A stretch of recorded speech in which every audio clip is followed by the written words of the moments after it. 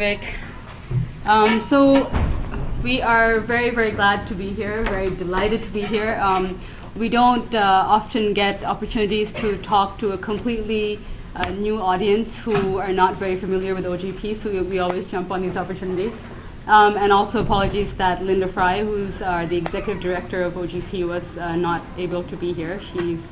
She's actually lost her voice. So we're stepping in. We're going to start with a video.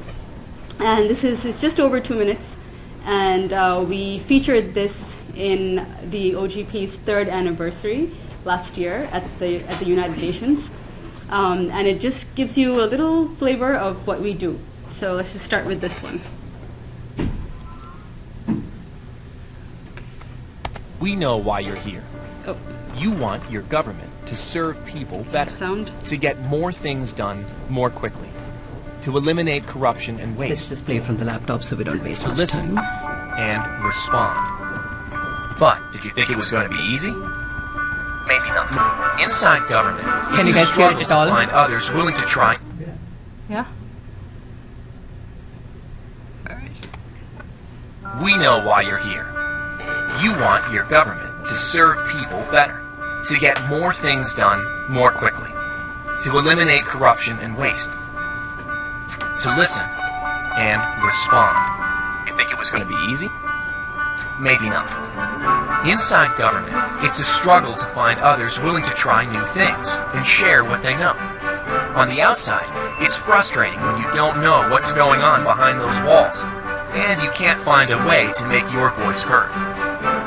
Let's face it, you're on the front lines of a revolution to change the culture of government. But you can't do it alone, because this change is much bigger than you. You need allies in different parts of government to open the doors to new ideas, allies outside of government to help find solutions and keep the pressure on, and partners around the world to offer inspiration and support. Today, people like you in over 60 countries are using the Open Government Partnership to build their own coalitions for change. Reformers are finding new allies in and out of government. Activists are finding real people inside government who they can work with to change things for the better. Together, you are implementing more than 2,000 initiatives, making government more open and accountable to the people. It's amazing what you've accomplished in 3 short years. You have pushed back against natural resource corruption, made data more open, budgets more transparent, information more accessible, and given citizens a real say on policy. And when you get stuck, a good idea is just a phone call away. This is OGP, and this is only the beginning. Find more allies. Tackle bigger problems. Together, you are changing the culture of government.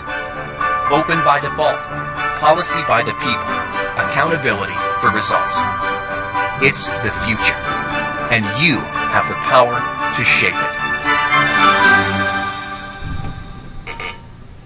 Were you guys able to catch some of that? Okay, great. All right. Control W will. All right, let's see.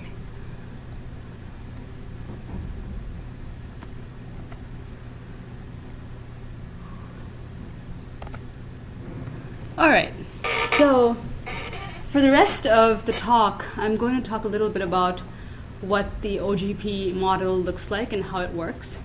And I'm going to talk a little bit about what we've achieved over the past 3 years since we started. And I'm going to end with talking a little bit about some of the implementation challenges that we face. So to start with, what is the OGP? We were launched in 2011 by a group of 8 governments and civil society leaders who essentially came together and recognized that there was an increasing demand from people for open, transparent, accountable governments. And this was happening in the context of the Arab Spring, the Occupy Wall Street protests. It was happening in the context of rapid advances in communication technology, whereby people were able to exercise a lot more scrutiny on what their government was doing and share this with other people. So given that backdrop, it was actually the perfect setting. It was probably the perfect time, and these leaders felt the need to come up with an international platform where governments and civil society organizations could work together and bring open government issues to the center stage and implement open government reforms in their countries. So it went from these 8 initial founding governments to 65 governments that we have today. So it grew very, very rapidly over the past 3 years. So who are the OGP member countries? We categorize them into 4 regions. We have 17 countries who are part of OGP from the Americas. We have 31 from Europe, 8 from Africa, and 9 from the Asia Pacific, making 65. Our latest member is Bosnia and Herzegovina, who just joined last year, right? Right. Yeah. So OGP is a voluntary initiative, and if a country wants to join, they're interested to join, they have to show a minimum commitment to open government principles. And how we want them to do this is to show that commitment in 4 areas: in fiscal transparency, access to information, asset disclosure, and citizen engagement. And we use objective governance indicators, for example, the OBI for fiscal transparency, or the EIU's Democracy Index for citizen engagement.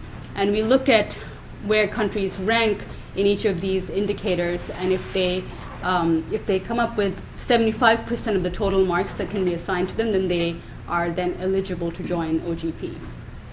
So countries have done some interesting things to actually join OGP when they did not have the minimum number of scores. So for example, Sierra Leone passed a Freedom of Information law in October 2013, and that raised their eligibility score a little bit.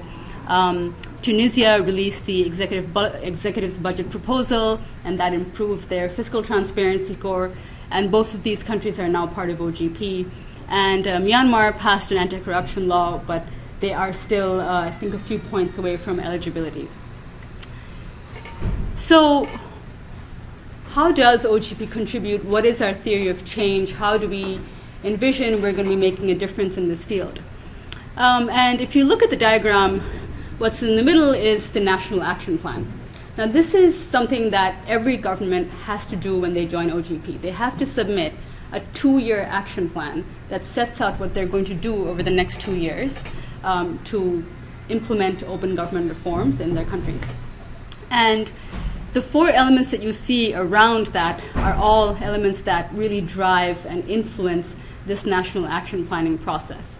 So, for example, number 1, with high-level political commitment, we really try to get senior political leaders in every country to publicly commit to OGP, and when they do that, they send a very strong signal to domestic reformers within their countries that they need to take OGP seriously. We also work with government reformers. What we do from the support unit is that we provide them guidance on how they should comply with OGP requirements. We also try to connect them with their peers in neighboring countries who may be implementing similar initiatives. And if they had run into some challenges, they can just pick up the phone and call their counterparts. So we try to really facilitate those connections. And we also try to connect them to multilateral organizations so that they can access technical and financial resources to actually implement the OGP commitments that they make. And then we also promote civil society engagement, and this is a no-brainer because you need civil society organizations within that country to create that bottom-up pressure, and and have them demand results from their governments. And lastly, we want to really highlight accountability for results. So essentially means that OGP puts a lot of effort into tracking progress in each of these countries and producing very objective, rigorous reports that these countries can then use to improve their next action plan and submit an even more ambitious action plan. So this is just an example of high-level political commitment. I was mentioning that OGP celebrated its 3rd anniversary at the UN last year, and we had 10 heads of state participating at that event. We had about 800 people who participated. And then if you look at the bottom right picture, it's essentially President Obama with the 3 civil society steering committee leaders of OGP. And in the last photo, which is an interesting one, this is where we hosted our first Open Government Awards. And the Open Government Awards is essentially a way for us to incentivize the domestic reformers who are doing all the hard work and who don't usually get global recognition. So we have a competition, and for the first year of the awards, then Denmark won the competition. And so in this photo, you can see that the civil society and the government person from Denmark is receiving the prize from the Prime Minister of Denmark. And she was absolutely over the moon. And she even ended up getting a selfie with the President Obama, which was really cool. So another example of how we're working with government reformers is that, like I said, we try to really connect them with people, both from their neighboring countries or from different regions, and we try to connect them with multilateral organizations. So one example, I'm not going to go through all of these, one example of a bilateral exchange that OGP helped facilitate was that last year there was the US Africa Leadership Summit. And in the margins of that, the Sierra Leonean government and the US government essentially came together because the Sierra Leoneans wanted to learn from the US government officials as to how they developed their OGP action plan. And then, for example, Trinidad and Tobago, they had joined OGP, but for a couple of months they had not submitted their action plan. And in order to really kind of jumpstart their commitment to OGP, we got in touch with the International Development Bank and we asked them to broker some support, and in Trinidad and Tobago did end up submitting an action plan last year. So this is just a flavor of the kind of things that we do when we work with the 65 governments. And we also work with civil society. We have some great stories that we had last year. So for example, in Ireland, civil society organizations used the OGP platform, and they basically were successful in advocating the government to abolish fees that were related to information requests. In Mexico, when they first started their OGP action plan, they had only consulted with about 8 or so civil society actors, but that went from 8 to over 100 actors from civil society, academia, and the private sector. And in Tunisia, the government and civil society are now discussing policy priorities openly for the first time since the revolution. And civil society in Tunisia have also used the OGP platform to push forward some of their demands. So what is different about the OGP model? What is unique about it? I think what we try to do, and I think OGP represents, is a new approach to multilateralism. We're not a traditional development initiative. We're not a diplomatic talk shop. We're not a club of top performers. We have 65 countries, all of whom play by the same rules, and they are all subject to independent reporting on progress that they make. OGP is also very action-oriented. Like I mentioned, every government has to submit a 2-year action plan. And that really is what makes this initiative, OGP, concrete. This is what makes it measurable. We're grounded in actions, we're not grounded in words. And every country that submits an action plan has to do so, has to co-create that action plan with civil society organizations in that country. That is a requirement of OGP. And we also work with domestic implementation ministries, so we don't just liaise with the foreign ministry in a country. Once an action plan is developed, it is then implemented by these domestic ministries. So it is very rooted in action. And lastly, we are flexible, but we also are ambitious in that we realize that countries are at different points in their development trajectory. They start from different baselines. And we give countries that flexibility to develop an action plan that suits their needs. So while they should interpret and apply universal principles on open government, they can develop an action plan that is very relevant to their national and to their local context. We don't set a rigid template. We don't set any standards for countries. So I think this is a very important point. But at the same time, we want countries to be more ambitious. We want them to strive to improve in their action plans. And so this is the reason why we don't just work with top performers. We work with a diversity of countries. The 65 countries that we have are very different from one another. And the idea is to encourage these countries in a race to the top. So people ask 3 years later, what is happening on the ground, what is happening in OGP countries, and what are we doing as an initiative? And to answer that question, we have what we call the independent reporting mechanism. And this is really the accountability arm of OGP. These are the guys who assess the progress that every country is making on its OGP commitments. And how they do that is that they look at whether each country is complying with the requirements that OGP has, whether the commitments that they have made in the action plan have been completed or not completed, and why. And they look at which ministries are implementing those commitments. So this is what an IRM progress report looks like. This is for the Philippines.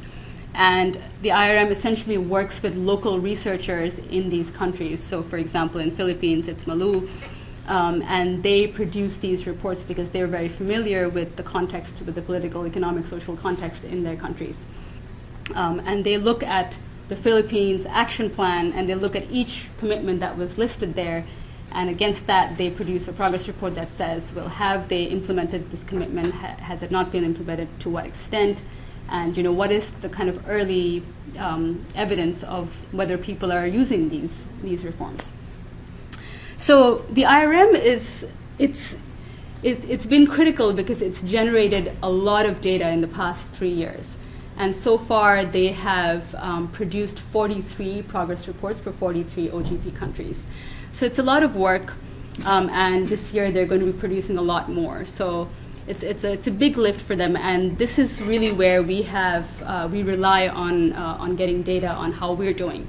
So not only do we know how countries are doing on their OGP commitments, but it also gives us a sense of where we are succeeding or where we are failing as an organization.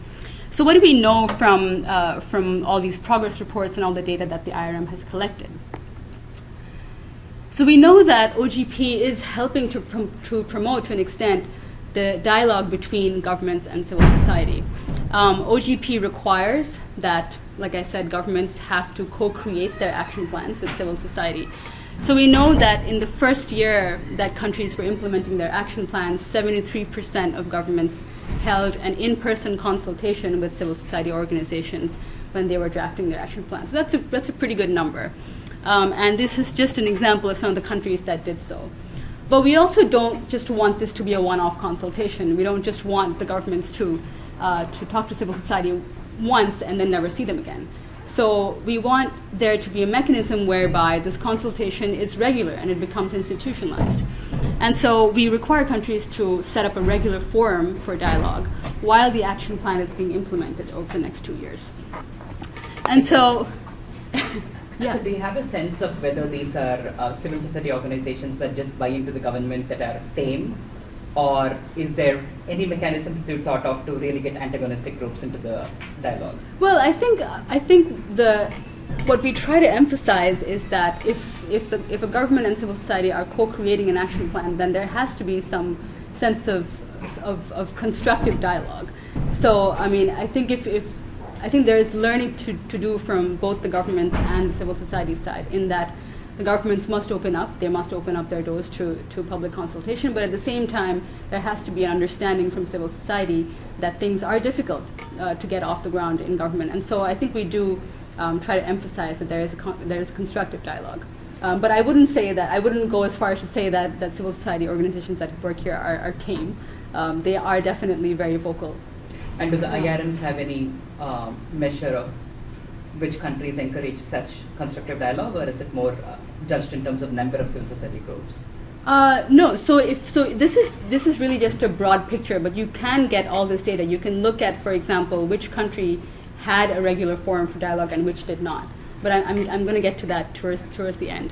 So this is a slightly lower number expectedly, because not every government wants to or has the capability to establish a regular forum for dialogue, but it is not an unimpressive number.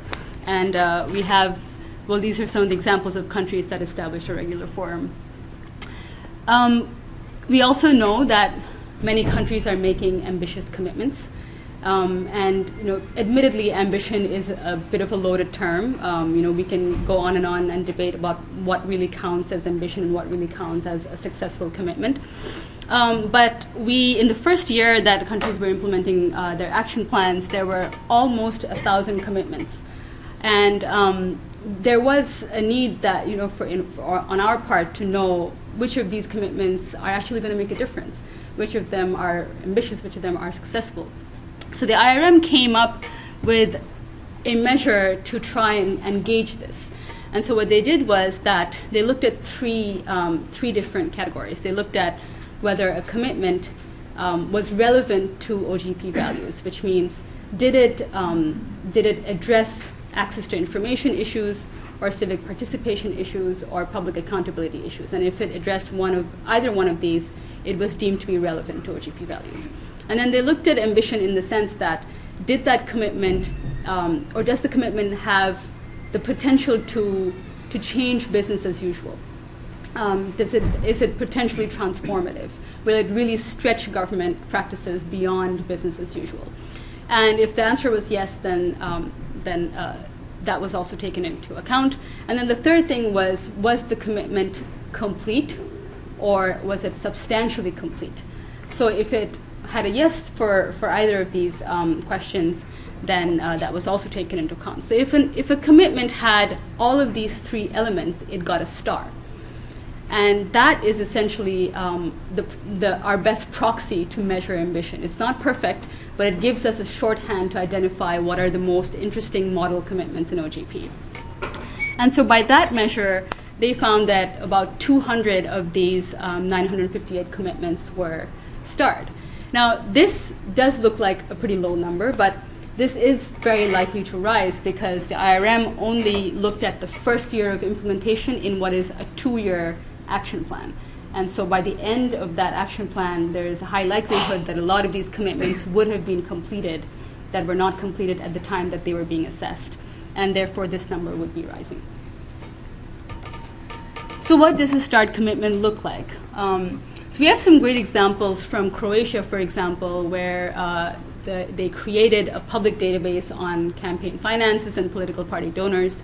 Bulgaria created a citizens budget that essentially described in layman's terms what were the big financial allocations for civic sectors.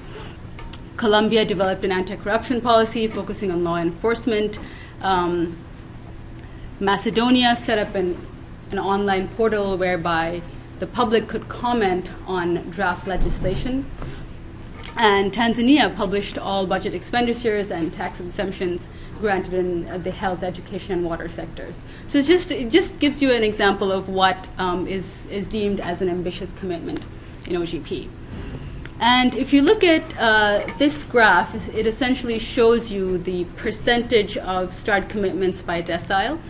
And then on the y-axis, it's the count of action plans. So the number of action plans, I think that was assessed here was about 40. I may be wrong about that. But what it tells you is that around 6 action plans had almost about 40 to 70% of their action plan was starred. So they were very ambitious. But then the vast majority of the action plans, probably about 20 of them, were in this lower part of the graph, where they had around 11 to 40% of their action plans were ambitious. So it was just an example of the kinds of data that we have right now, and that give you a flavor of what's happening in these countries and to what extent OGP has made a difference so far.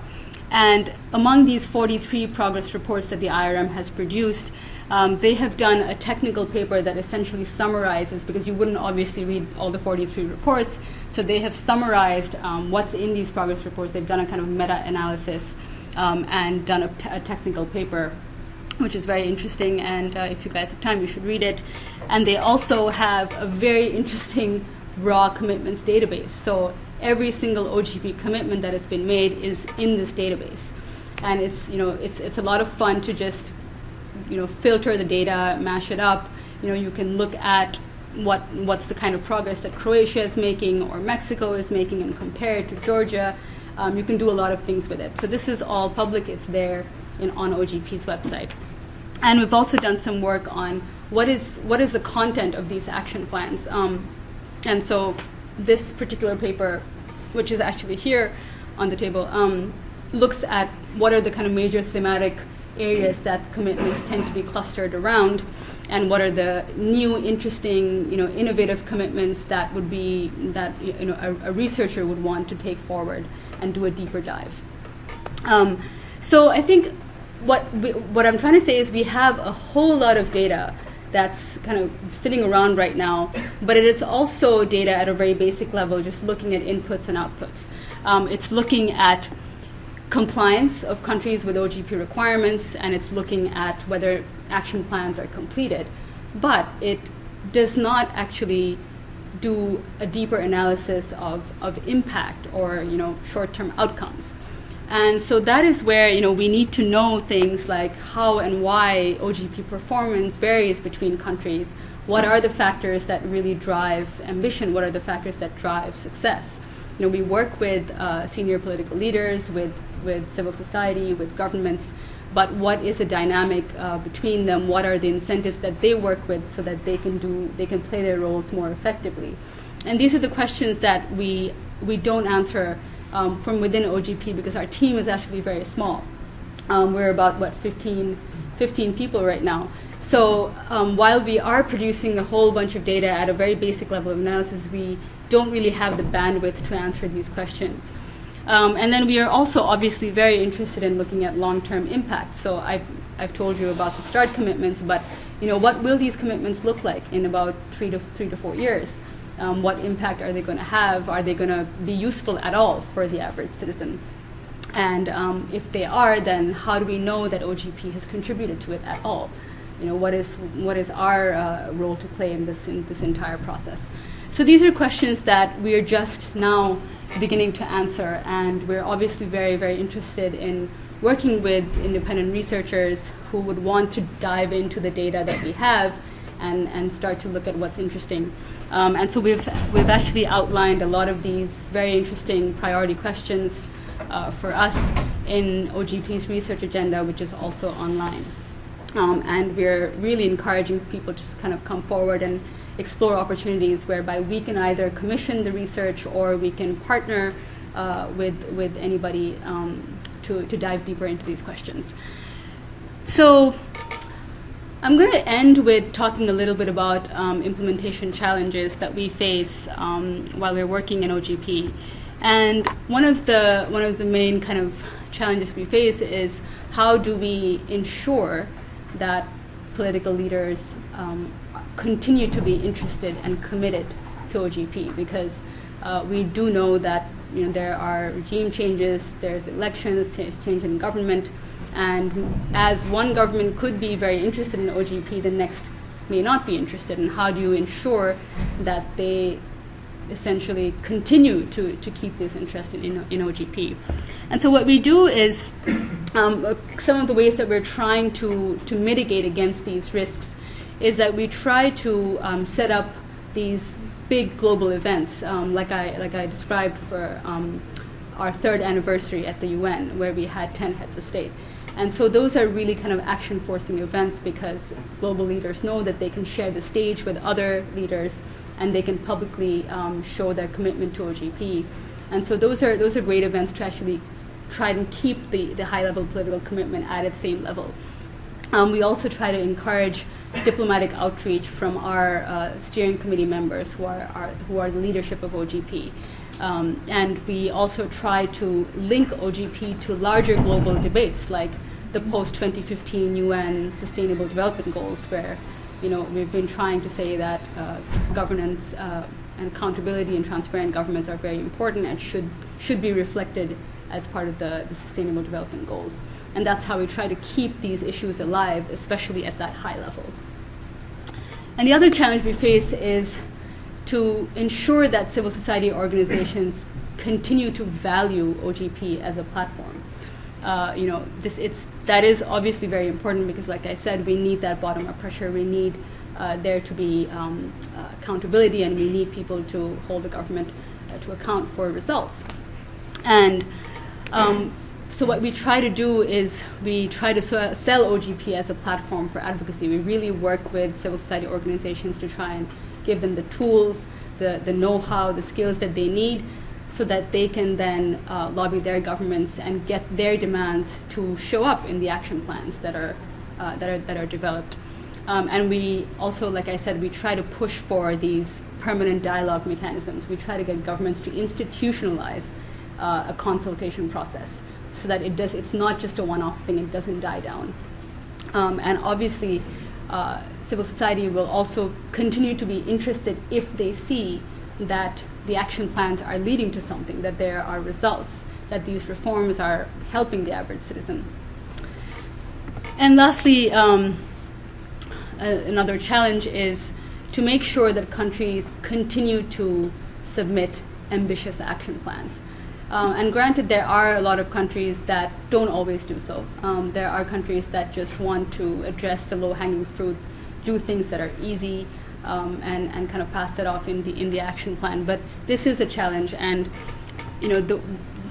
some of the ways that we try to mitigate against this is that we're trying to get more new actors into the OGP process, and by that I mean getting the parliaments, getting the judiciary, getting local governments to make more commitments, and so that the commitment to OGP is not just sitting with the executive branch, but it's actually widespread. And another thing is opportunities for global recognition. So, for example, the Open Government Awards, like I just mentioned, those are great platforms where domestic reformers can feel that they will get rewarded, they'll get acknowledged for doing something difficult, because opening up government is hard work. It's not easy for either side, and so we try to create those incentives, those opportunities to get countries to make more ambitious reforms. And lastly, we try to get a lot more engagement, a lot more input from civil society, because we need to make sure that that ambitious commitments end up in the action plan. So that is, in a nutshell, what OGP is all about. And I'll be happy to take questions, and my colleague Jack Mahoney can also answer any questions that you have. Jackson said it a very short introduction.